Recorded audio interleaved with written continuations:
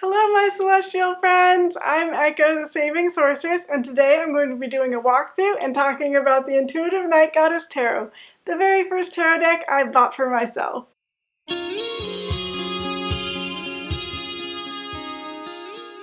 So the Intuitive Night Goddess Tarot was created by Lindsay Silverman in collaboration with Eye of Astro, and it was published mass market by Ulysses Press in 2020.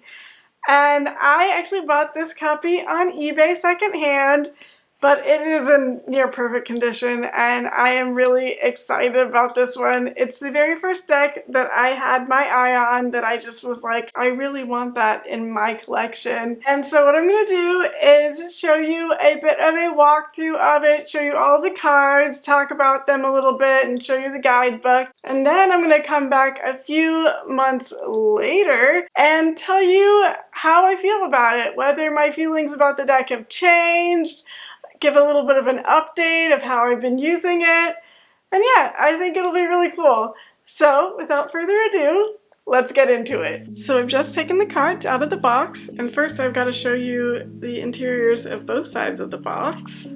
I think that's really cool. You could even put them around the cards, and there's something that feels so powerful here. I really like it. Now, we will start to look through these cards and see what we've got. These cards are renamed, a few of them, so I think normally this would be called the Fool, but right now we've got Potential, which I really like. I like that they seem to have delved into the actual meaning behind the cards and not just kept the names, so that in some ways it might actually be easier for a newer user like me to understand and connect with the deeper meaning behind the cards. So this is really cool. This is beautiful. Look at that. Wow. Okay. And the Witch.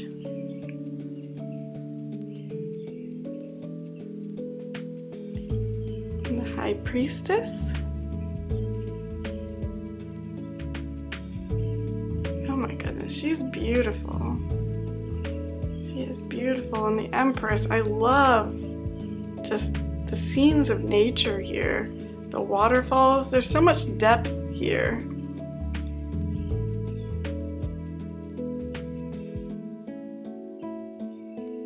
It's like art upon a dark sky, starry background. It's just gorgeous.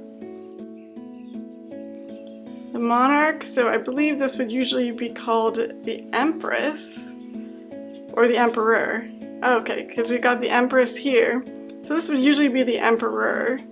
Now this deck does have a lot of feminine energy, and it's actually one of the reasons I wanted to try out different decks.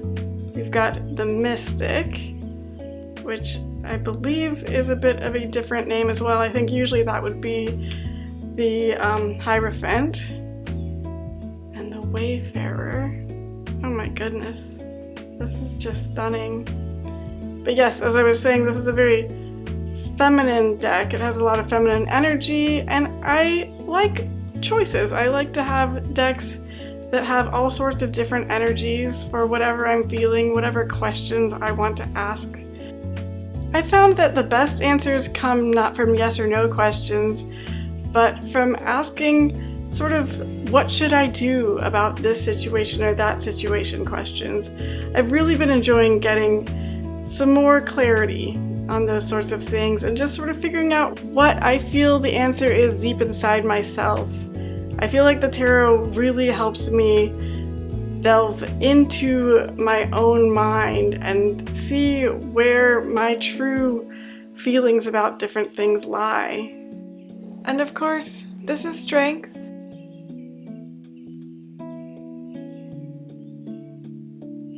And Introspection.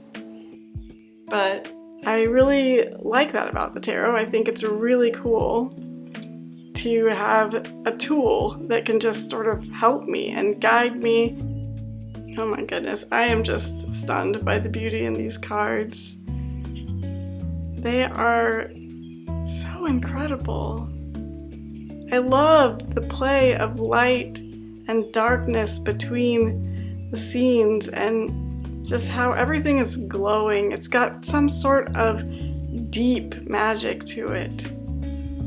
Oh, and I love the way this darkness just spills out here. Oh, I'm always a fan of a good justice card, and this one is a good justice card. Look at that gorgeous beauty. Oh, wow. Wow. This is stunning. Oh my gosh. So I've always called myself a green witch at midnight, and I just feel like these cards are perfect for someone like me, a green witch at midnight. They're all surrounded by flowers and plants and stars. It's just absolutely perfect. And look at this death card. I have never seen a death card like this before, and I am so drawn to it. I feel like oftentimes a death card is frightening, which is understandable, but since death also involves a whole lot of discussion of rebirth and of just change, I don't think it needs to be something that we fear. And I think that this one in particular has a stunning view of just the potential in the death card. And now we've got Temperance, which I think is gorgeous as well. These cards are, I think, going to be really helpful for when I have deep questions. There's something that feels very spiritual to me about this deck. And I really like that it doesn't necessarily involve specific goddesses. It's sort of just a general celebration of the concept of a goddess, and I think that's really cool. I think it helps someone like me who likes a more broad interpretation of things. I think this is really nice. Wow. I really like this interpretation of the star. That is just absolutely stunning. We've got the moon. Oh goodness. And the sun, surrounded by sunflowers. Oh my gosh, that's so delightful. We've got awakening. So I'm still familiarizing myself with the different original names of the cards. I'm trying to remember what this might be. Maybe the world? Possibly? Because here we've got the universe, so the world would make sense there. I just love the color in these cards. I'm just stunned by them. Like, look at these colors. They are just so gorgeous. Oh my goodness. Wow. So now we're into the wands. And this one is really cool. Very interesting. I am just so intrigued. So I know now from studying up on some of the tarot and reading the book that came with the True Heart Intuitive Tarot that wands as a suit represents the element of fire, and I think that's really interesting. It's representing passion, and this particular one is quite interesting. I think they usually have a hand in the Four of Wands card, but I love the addition of the wands as just glowing rods and this flowery archway almost. I think this is so beautiful. And the Five of Wands, so powerful. We've got Six of Wands. Oh wow. And the Seven of Wands. Look at this color. Lavender. Absolutely gorgeous.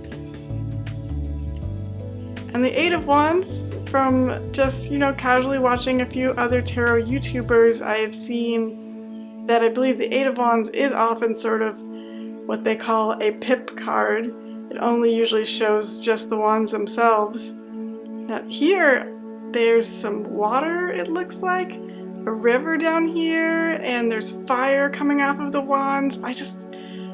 This deck really grabs me, and I am head over heels in love with it. Now, the Nine of Wands, I love how this looks. It draws me in so much.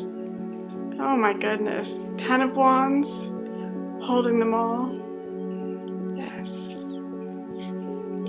And the Nymph of Wands.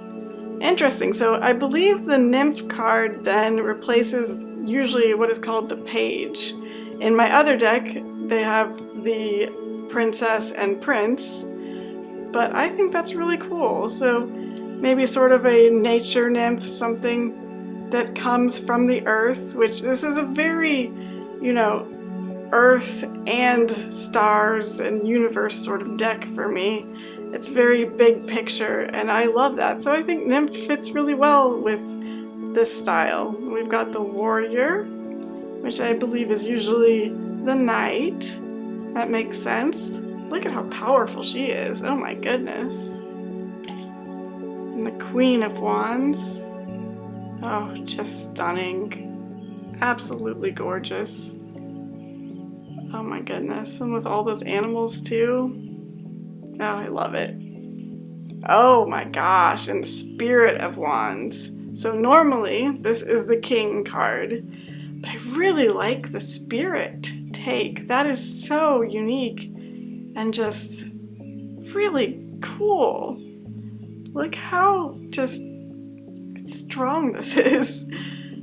The power behind it, just for me, it just screams off of the card in such a wild and just deep way from the depths of the soul. Okay, I always love a good cup suit, and I think this is going to be a good cup suit because just look at where we're starting. I love the colors in this card. It's gorgeous. We've got the Two of Cups. I also really like just all of the different cultures represented here. I feel like using this deck will probably be like speaking to my ancestors from all sorts of different places. Just like all of the ancestors of the world just joining together to help me with my questions and help me with their deep knowledge. I think that's really cool. I love the idea of just speaking to them through these cards and just sort of getting the wisdom of the ages through my use of this deck. Oh my gosh. Wow. Just wow. Gorgeous Five of Cups card. Ooh, intriguing Six of Cups card. Oh my gosh. The Seven of Cups. This is really cool. And from my learning, I think that Seven of Cups often has something to do with sort of choices, sort of just thinking about where you want to go in your future. I will say I did originally think that this was some chicken, so it's like, some flowers, some gems, and some chicken. I think upon closer review that is supposed to be a seashell. So, maybe not chicken, but I like the different things that she's thinking about and considering. I like that. That's really cool. Eight of Cups. Interesting. Look at that glow. Nine of Cups. Oh my gosh. She is just delightful. Oh, this is lovely. Oh my gosh. Okay. The Ten of Cups. Look at this Ten of Cups. Oh my goodness. I told you I loved color. The vibrancy in this card is exactly why I wanted this deck. And I love the mermaids underneath, all together, celebrating. Oh my goodness gracious. Ah, yes. The rainbow with the stars. It's just so deeply me, I cannot even express it. I am just so incredibly in love with this card. Oh my goodness. And now we've got the Nymph of Cups. Oh, just standing in the water here. Very much reminds me of mythology, which is that goddess that rises from the water. Oh, the birth of Venus! That painting, that's what this reminds me of. But she just is gorgeous. I love this. And then we've got the Warrior of Cups. Oh my gosh. So cool. And the Queen of Cups. Very queenly. And the Spirit of Cups. Wow. I think these spirit cards are just all going to be incredible for me. Look at this, like, serpent or eel going around her feet. Interesting. I'm hoping they have a lot of information about all of these cards in the book. I know it's a small book, so I'm sure they won't have really detailed information, but I'm hoping they have some sort of descriptions a little bit about what's going on in the card, just so I can see what the author's vision is all about, because I think there's probably going to be a lot here. And we've got the Ace of Swords. Excellent. So the Swords suit is all about air and about creativity and intellect.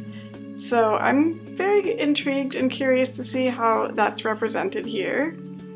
We've got the Two of Swords, the blindfold. Look at that moon in the background. Oh my gosh. So intensely beautiful. Oh wow, and the Three of Swords.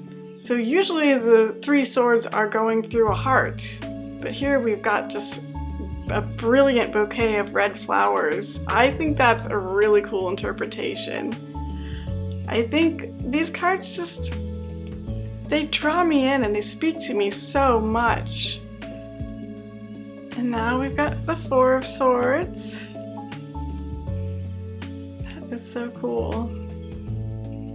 It's a lot of contrast. And the Five of Swords, this almost reminds me of a piece of old artwork. I think that's really cool. Like an old painting you might find in an abandoned attic. And the Six of Swords, oh wow. So the swords are always a little bit intense, and I think that that's really cool and very much shown right here. I think that's just really fascinating to me. I don't know. I'm never sure how to feel about the sword suit. So I think that this interpretation might speak to me more than many other interpretations of the sword suit. And I just think that the play of light and the shining sword concept is very, very intriguing. Got the Seven of Swords right here. Beautiful. Eight of Swords. Oh my gosh, I love those vines. And her crown. Yes. The Nine of Swords. Look at these stunning flowers down here. Wow. Just absolutely gorgeous. And the Ten of Swords. This, as far as I know, is actually extremely different from the usual Ten of Swords card. Oftentimes they'll depict someone who is sort of lying on the ground and the swords are going into their back. But because it's a completion card, which I am just learning about now, I really feel like, to me, this speaks more of completion to me in not a way that I find a little disturbing. I really like how this is depicted here. And I really like that she's holding these glowing swords, that she's surrounded by them, but she's not necessarily being impaled by them. I know for some people the original designs of the Rider-Waite-Smith deck are very important to them, and so they want to focus on that. But for me, I like a little bit of a different interpretation. I like the meaning of the cards being shared in a new way. I think that's really going to help me, and it's going to differentiate between the deck that I already have. I will be able to choose which deck works best for the question or the day that I'm going to use it in. And here we've got the Nymph of Swords. I think this is really cool. I like the birds on it. That's cool. The Warrior of Swords. Beautiful. Very nice. The Queen of Swords. Oh my goodness. And the Spirit of Swords. Okay, once again, the color, the moons. Oh, wow. Wow. And here we are in the Pentacles suit. So we've got the Ace and the Two of Pentacles, which I also believe often has this sort of infinity symbol hidden inside it somewhere in most decks. So I think it's cool how it was incorporated here. And the starry background here is just wow. I love this card. And the Three of Pentacles. Ooh, look at those gems. Beautiful. Oh my gosh. The Four of Pentacles. I can't express how excited I am for all of these. Got the Five of Pentacles. And I've got a seeing eye here. That's interesting. I am so interested to learn more about all of these. The Six of Pentacles. Absolutely beautiful. Ooh. The Seven of Pentacles.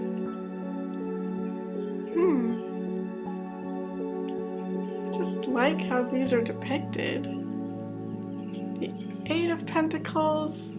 Always with the flowers. Can never get enough of those. The Nine of Pentacles. Beautiful. Oh, the Ten of Pentacles. This is so interesting. Surrounded by gems and all of these gorgeous stars and just the color. This is really nice. Like, even for a Pip-ish card, it is gorgeous. And we've got the Nymph of Pentacles. That's really interesting. I would love to know some of the cultures behind these pictures, like what belief systems or what sort of places in the world these characters came from or were inspired by. These are just all very stunning. This is so cool. I love that. And the Queen of Pentacles, another very powerful figure. And the Spirit of Pentacles. Very, very cool. Okay, this has been such an incredible deck. Okay, so now I'm going to shuffle the cards and let you know how that goes and what they feel like.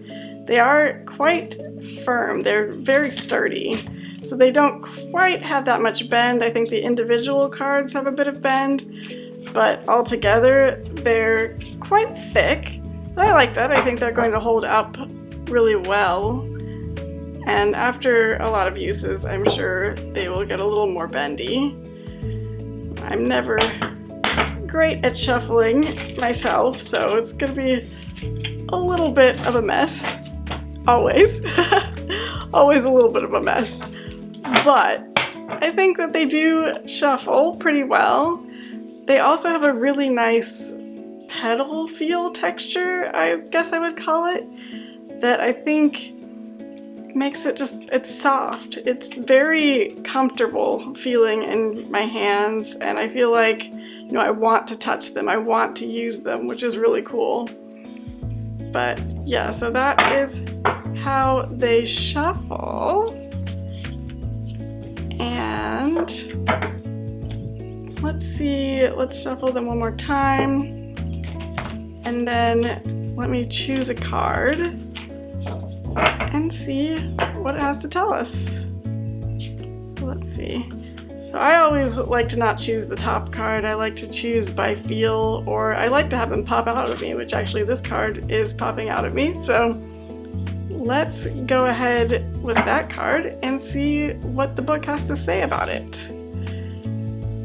Set these aside here and take out the book. So we've got reclamation. Let's take a good look at the card first so we can sort of make our own interpretations of it first. She's got cool bat wings and she's holding what looks like a wand, surrounded by some animals and some berries. And of course, always with a starry background. Interesting. Okay, so let's see. Okay, reclamation. Traditionally the devil. Oh, that's interesting. So that's a very interesting version of the devil card. That's not what you would normally expect at all, but I can sort of see it, and she does have a bit of horns here, which is interesting, and she's got the bat wings. So a bit of imagery that is not normally necessarily associated with the devil, but you can kind of tell. And she's got a vulture here and maybe even goat legs. Interesting. Okay, let's see what this says. A goddess stands determined with one hoof on land and one in rocky waters. Her left hand points towards the earth, bound by her scarf, in a position reminiscent of the witch's creed, as above, so below. Her right hand raised above holds a wand, the element of fire, blossoming creativity, spirituality, and passion. It's free from its binds. She looks towards the future with renewed possibility. The raspberry plant, full of thorns but also fruit, lets us know that our labor will be hard but worth it. The butterfly represents transformation, possibility, and freedom. On the other side, the vulture waits. Our worries and fears prey upon our expressions, thoughts, and stories about ourselves. This is a time to reclaim your narrative. It may be difficult, but be patient and keep showing up for yourself. You may not always feel the most grounded, but take a look around and see where you can help yourself. Don't let the stories or ideas of who you are determine who you are becoming. You are your own master. You are the only thing you can truly control. So take that power into your own hands and free yourself from the fear and cycles that do not serve you. We have the choice for steadier footing or to be stumbling upon the wet rocks and rushing waters. You can allow yourself to be held back by insecurity, fear, toxic relationships, addictions, etc., or you have the power to free yourself from those burdens. We're all marked with a darkness inside to help us grow and learn. We are not the stories we're told. Our individual actions determine our destinies. We are not always the monsters we fear. Keywords: choice, shifting perspective, self-work, shadow self, and narrative. Wow. I love that. I absolutely love that. This is going to be such an interesting deck to work with, and I am already head over heels in love with it. I think it's going to be a really good contrast, and again, be really helpful and useful for the times when, the other deck may not speak to whatever problem I'm dealing with that I want answers for. But I think that this one will be really good for some of the deeper questions in life, sort of delving into my spirituality, my psyche, my questions for the broader universe. So I am just absolutely enthralled here. I cannot wait to get started with this deck. So it's a few months later now, and I've just got to say, this deck is absolutely my soul deck, 100%. I feel so connected to this. I have been doing amazing readings with it. It's really perfect when I want to connect to the more spiritual aspects of things and ask the really, really, truly deep questions. I've also found it really interesting that the people that have seen this deck, my family and my friends, have really been drawn to it. This is the deck that they want to have a reading from. They all love this deck. There's just something about it that really draws you in. I mean, I know it draws me in, but it was really interesting to see how much it appeals to other people as well. And the guidebook is very small and definitely doesn't have all that much to it, but I feel like what it does have in it is so impactful and inspiring that it really doesn't need that much. I really like it for how simple it is, but yet how deep it is. I think it's just really amazing. I am so glad that I picked this deck up. I think it's going to be one that I keep using for years and years and years. I think that, again, I think it's my soul deck. I'm very lucky to have found a deck that speaks to me this way so quickly. But I really, really enjoy it. So let me know down in the comments, what do you think of this deck? Do you already own it since it's been out for a while? Or is it one that draws your eye? Do you love it, or even do you hate it? I know that everybody has different tastes, especially when it comes to tarot, and I think it's really cool that there's a deck for everyone, and I would love to hear your opinions about this one. And also, if you enjoyed this video, I would really love it if you would add a like and subscribe and stick around for more videos like this about tarot, as well as other witchy videos about crafting and thrifting and sewing and fashion, all with a witchy spin. I will be back soon, so stay tuned, and remember, my celestial friends, save every single opportunity you have to ask the deep questions, be kind to yourself and to the universe, and try to add a little bit of magic wherever possible to your corner of the world. Bye. Okay, what is happening? Oh, I guess I shuffled it, and now it has reversals. Oh no, that's not what I wanted.